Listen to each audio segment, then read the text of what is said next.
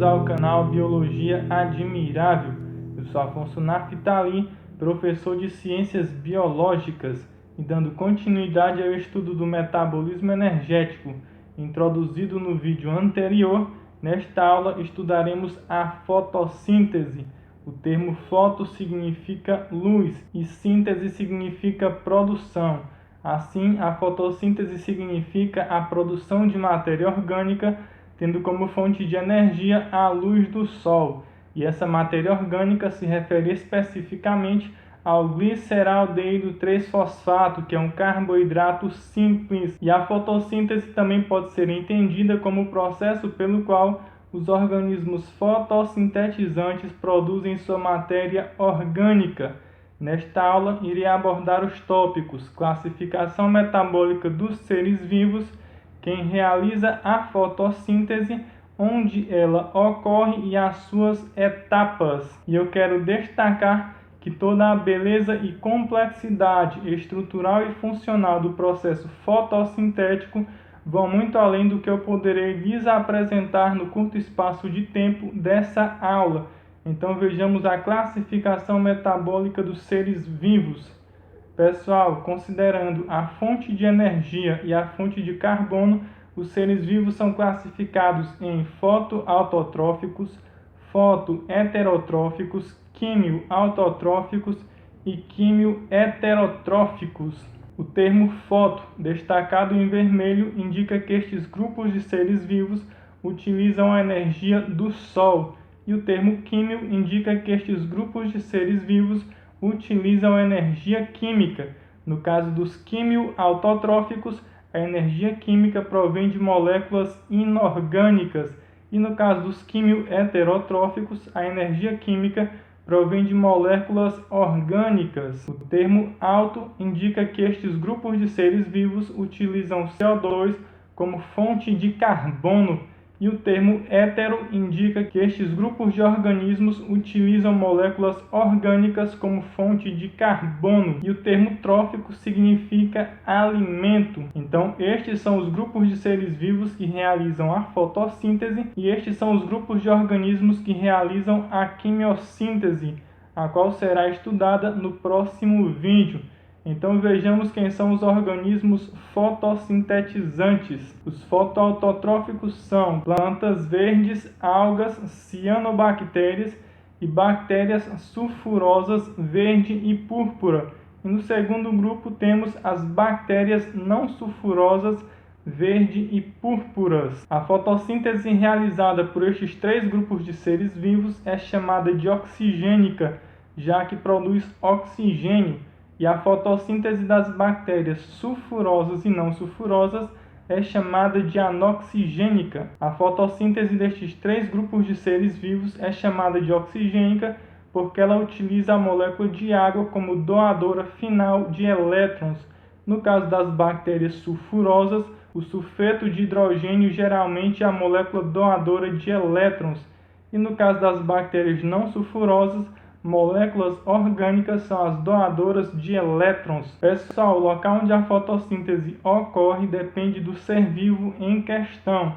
Nessa tabela nós temos plantas, algas, cianobactérias, chlorobium, que é um gênero de bactérias verdes sulfurosas, chromatium é um gênero de bactérias púrpuras sulfurosas, chloroflexus é um gênero de bactérias verde não sulfurosas e Rhodopseudomonas é um gênero de bactérias púrpura não sulfurosas. No caso de plantas e algas, a fotossíntese ocorre nos cloroplastos, que são organelas citoplasmáticas. E no caso das bactérias, a fotossíntese ocorre em estruturas formadas pela membrana plasmática. No caso das cianobactérias, essas estruturas são chamadas de tilacoides. No caso do gênero Chlorobium, essas estruturas são chamadas de clorossomos, que são vesículas, e no caso do gênero Chromatium, essas estruturas são chamadas de cromatóforos, que são invaginações formadas pela membrana plasmática. E o mesmo acontece com esses dois últimos gêneros. A fotossíntese também acontece em estruturas formadas pela membrana plasmática. Também adicionei os pigmentos, que são as moléculas responsáveis por absorverem a energia do Sol. No caso de planta, os pigmentos que ocorrem são clorofilas A, B, os carotenoides. No caso de algas, as clorofilas A, B, C, carotenoides e ficobilinas. E no caso das cianobactérias, clorofila A, carotenoides e ficobilinas. Pessoal, nestes 3 grupos de seres vivos em que a clorofila A ocorre, ela é o principal pigmento fotossintético. Os demais pigmentos são acessórios, e estes são os pigmentos que ocorrem nestes gêneros de bactérias. E em termos estruturais, irei apresentar a fotossíntese que ocorre em cloroplastos de plantas. Então, como você já sabe, o cloroplasto é uma entre várias organelas citoplasmáticas. Nesta imagem nós temos uma célula vegetal com as suas diversas organelas citoplasmáticas. Então vejamos a estrutura do cloroplasto. O cloroplasto é uma organela com uma membrana externa, uma membrana interna. Nessa estrutura interna, chamada de estroma, nós podemos observar a presença dessas estruturas achatadas, que são chamadas de tilacoides. Uma pilha de tilacoide é chamada de grânulo, e o conjunto de todas as pilhas de tilacoides no estroma do cloroplasto é chamado de grana. E aqui você pode observar em azul o lúmen ou interior dos tilacoides. Então, como você já sabe, a fotossíntese é realizada pelos cloroplastos, mas como ela ocorre? Então vejamos as suas etapas. Então, a primeira etapa da fotossíntese é chamada de fotoquímica e ela ocorre na membrana dos tilacoides, tanto nestas membranas quanto nestas membranas, que são chamadas de lamelas estromais. E a etapa fotoquímica, ela resulta na produção de oxigênio, adenosina trifosfato e nicotinamida, adenina, dinucleotídeo, fosfato. E a segunda etapa da fotossíntese é chamada de bioquímica. Ela ocorre no estroma do cloroplasto e resulta na produção de gliceraldeído 3-fosfato. Na etapa fotoquímica participam a água, o complexo de liberação de oxigênio ou de quebra da água e os fotossistemas 1 e 2, que são os responsáveis por absorverem a energia do Sol. Essa imagem representa o espectro eletromagnético, que são as radiações emitidas pelo Sol.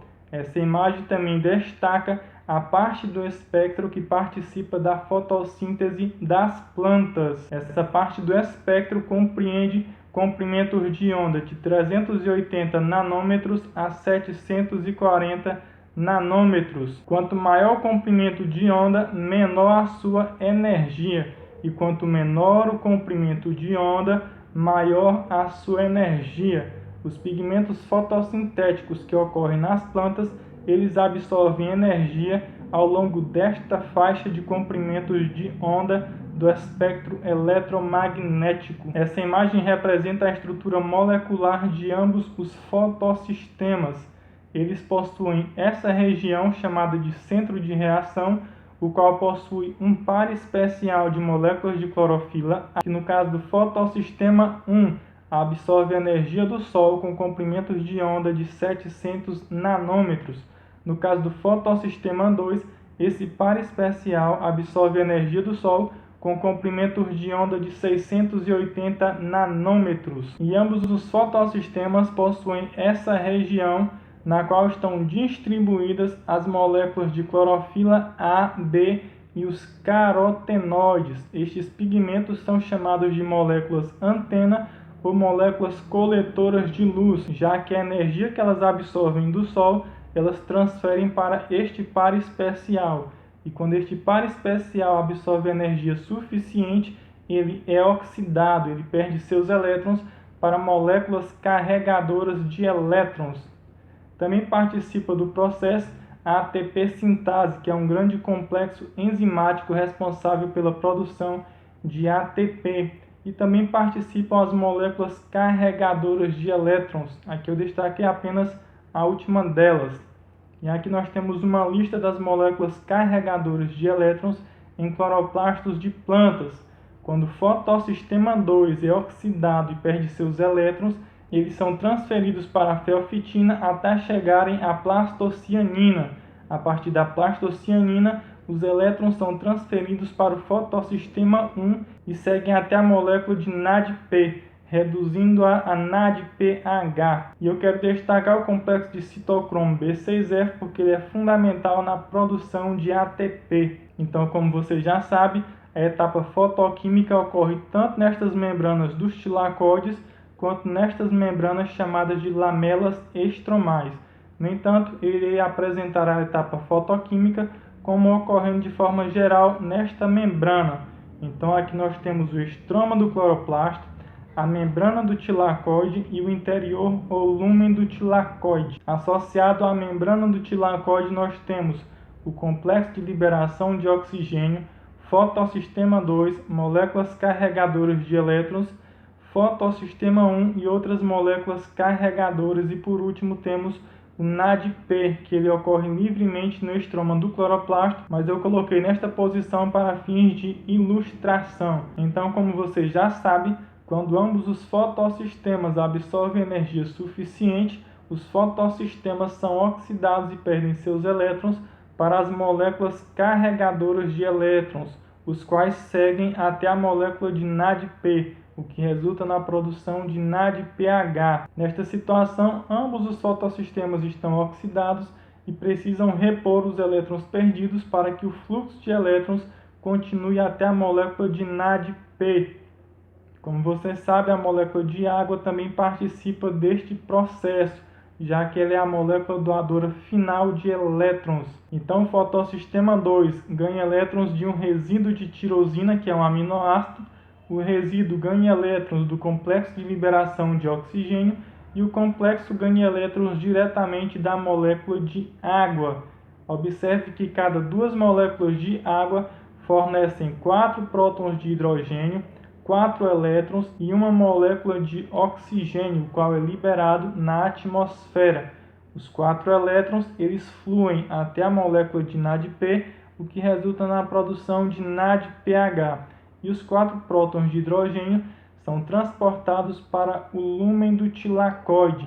E aqui, no estroma do cloroplasto, também ocorrem prótons de hidrogênio livres. Como você lembra, cada duas moléculas de água fornecem 4 elétrons. Quando 2 elétrons passam pelo complexo de citocromo B6F, 4 prótons são bombeados para o lúmen do tilacoide. Então, na medida que os elétrons fluem da água até o NADP, temos a produção de NADPH, a produção de oxigênio e o crescente acúmulo de prótons de hidrogênio no lúmen do tilacoide.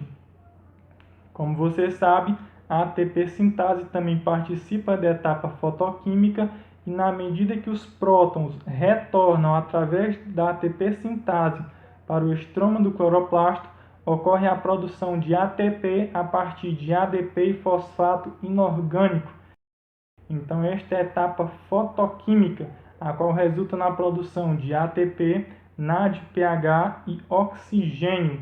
Vejamos a etapa bioquímica, chamada de ciclo de Calvin-Benson ou via C3, que é uma via de assimilação de carbono. Participam da etapa bioquímica o ATP e o NADPH produzidos na etapa anterior, o CO2 absorvido da atmosfera pelas folhas das plantas, a ribulose 1,5-bifosfato, que é um carboidrato, e diversas enzimas, as quais eu não irei citar nesta aula. Então, a etapa bioquímica ela possui 3 estágios: o de fixação de CO2, o de redução de 3-fosfoglicerato e o estágio de regeneração da ribulose 1,5-bifosfato. Então, para facilitar o entendimento, aqui nós temos uma molécula de CO2 reagindo com uma molécula de ribulose 1,5-bifosfato, o que resulta na produção de uma hexose. Note que aqui nós temos um átomo de carbono e 5 átomos de carbonos, um total de 6 átomos. Como a hexose é uma molécula instável, ela é imediatamente quebrada em 2 moléculas de 3-fosfoglicerato. E como você ainda se lembra, A etapa bioquímica também é chamada de via C3. O C3 significa 3 átomos de carbono, justamente em referência ao 3-fosfoglicerato, que é o primeiro composto orgânico estável da etapa bioquímica. No segundo estágio, as duas moléculas de 3-fosfoglicerato reagem com duas moléculas de ATP, o que resulta na produção de duas moléculas de 1,3-bifosfoglicerato e duas moléculas de ADP, as quais retornam para a etapa fotoquímica. Ainda no segundo estágio, as duas moléculas de 1,3-bifosfoglicerato reagem com duas moléculas de NADPH, o que resulta na produção de duas moléculas de gliceraldeído 3-fosfato, duas moléculas de NADP e duas moléculas de fosfato inorgânico. Estas 4 moléculas irão retornar para a etapa fotoquímica e as duas moléculas de gliceraldeído 3-fosfato irão seguir para o terceiro estágio, que é o de regeneração da ribulose 1,5-bifosfato. No primeiro estágio ocorre o consumo de uma molécula de ribulose 1,5-bifosfato e no segundo estágio ocorre a produção de duas moléculas de gliceraldeído 3-fosfato. E eu quero que você tenha em mente que este átomo de carbono ele está presente em uma destas duas moléculas. E se a molécula de ribulose 1,5-bifosfato fosse regenerada consumindo estas duas moléculas, a etapa bioquímica não teria lucro de nenhuma molécula orgânica. Então, para facilitar a compreensão, vejamos da seguinte forma. Aqui nós temos 3 moléculas de CO2 reagindo com 3 moléculas de ribulose 1,5-bifosfato. Aqui nós temos 15 átomos de carbono, mais 3 átomos que é igual a 18 átomos de carbono. Essa reação resulta na produção de 6 moléculas de 3-fosfoglicerato, as quais irão reagir com 6 moléculas de ATP, que resulta na produção de 6 moléculas de 1,3-bifosfoglicerato, as quais irão reagir com 6 moléculas de NADPH, o que resultará na produção de 6 moléculas de gliceraldeído 3-fosfato. Pessoal, destas 6 moléculas, uma será o ganho líquido da etapa bioquímica e as outras 5 moléculas serão utilizadas para a regeneração destas 3 moléculas de ribulose 1,5-bifosfato. Aqui nós temos 3 moléculas e 15 átomos de carbono. Aqui nós temos 5 moléculas e 15 átomos de carbono. Então, no terceiro estágio, ao longo de 9 etapas, estas 5 moléculas serão rearranjadas na produção de 3 moléculas de ribulose 1,5-bifosfato. E eu quero que você tenha em mente que este estágio de regeneração consome 3 moléculas de ATP. Já que as 3 moléculas foram regeneradas, elas podem novamente entrar no ciclo e reagir com mais 3 moléculas de CO2, o que vai resultar na produção de mais matéria orgânica. Lembre-se que esses 3 átomos de carbono estão em 3 destas 6 moléculas. Desta forma, é errado pensar que estes 3 átomos de carbono foram utilizados para a produção desta única molécula. Desta forma, este pensamento é errado. Então, como você sabe, nesta reação também ocorre a produção de 6 moléculas de ADP, as quais retornam para a etapa fotoquímica. E nesta reação também ocorre a produção de 6 moléculas de NADP e 6 moléculas de fosfato inorgânico, as quais também irão retornar para a etapa fotoquímica. Então, na medida que o ciclo se repete, mais matéria orgânica é produzida e parte dessa matéria orgânica será utilizada em reações de catálise para a produção de ATP e a outra parte será utilizada em reações de síntese para a produção de carboidratos complexos, proteínas, lipídios e ácidos nucleicos. Bem, chegamos ao final do conteúdo programado para essa aula. Se você gostou do vídeo, fique à vontade para ajudar o canal. Você pode fazer isso marcando o vídeo com gostei, pode compartilhá-lo com seus amigos, se inscrever no canal e ativar o sino para receber a notificação de novos vídeos. Ficamos por aqui e até breve!